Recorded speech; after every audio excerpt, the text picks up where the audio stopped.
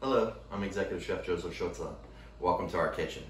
Today I wanted to share with you some Sous Vide steaks. The steaks that we've chose are a ribeye steak as well as a T-bone and or porterhouse. The first cut of meat we have here is a ribeye steak. A ribeye steak is cut off of the rib roast or standing rib roast or prime rib. That is located in the rib section of the cow, and between 6th and 12th rib is where you'll find that. This particular piece, as you see, was cut with a bandsaw, splitting the bone in half, enabling us to have more portions out of the rib.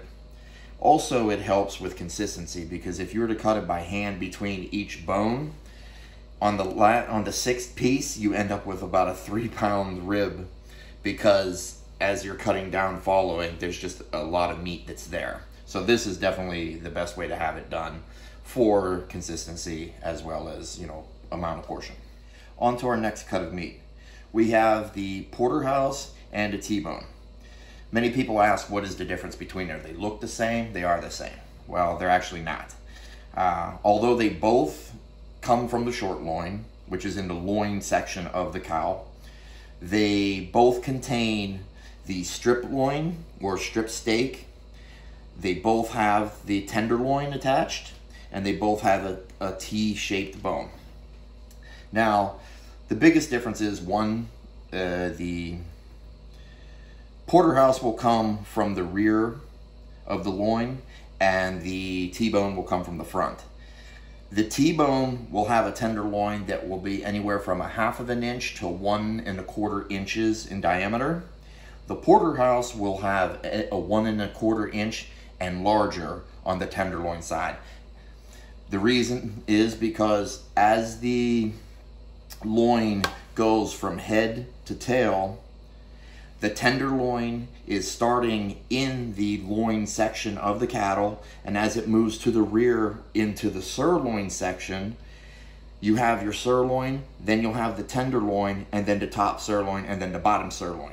And as it's going back, the tenderloin gets thicker and thicker and thicker, therefore a larger yield on the porterhouse for the tenderloin is there. So now that we have covered our meats, we're going to season them and get them into the vacuum sealer for the cooking process. Now that we already have the meat put into the cryovac bags, we're going to season them. I keep it really simple just to showcase the flavor of the meat. We will add some olive oil, maybe 2 teaspoons, some sea salt, some fresh thyme and savory from the garden into there, and that's it for that. We'll repeat with the remaining steaks. Now, another option, instead of using the cryovac bags or vacuum seal pouches, they tend to get a little expensive. So what you can use is, you can use just a regular old Ziploc bag and put your meat into there or your protein into it. We'll season it the exact same way. And once we get the seasoned like so, what I'll do is I'll fold it over, trying to force out some of the air. I will partially zip it, leaving a small little gap there, a hole.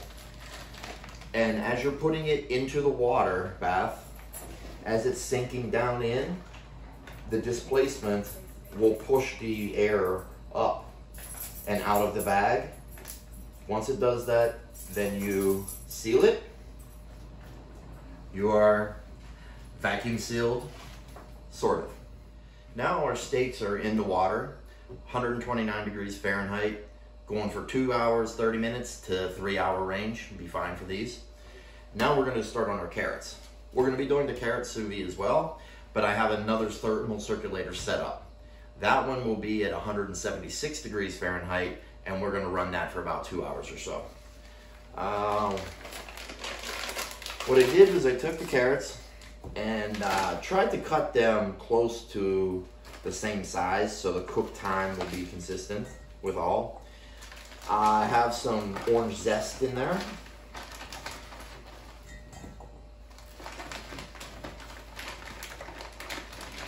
When I lay them in there, I like to lay them in kind of flat. Just try to give as much exposure to the water as you can and not really piling them up. And that'll be fine there. I will then add a little savory and thyme.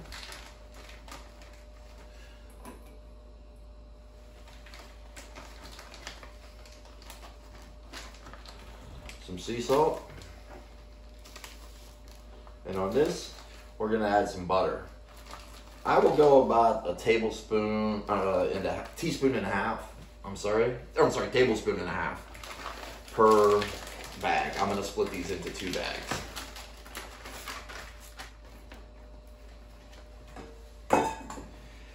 We will then vacuum seal it and into the water. 176 degrees Fahrenheit for 2 hours. Well, here you have the finished product. We have our ribeyes and porterhouses.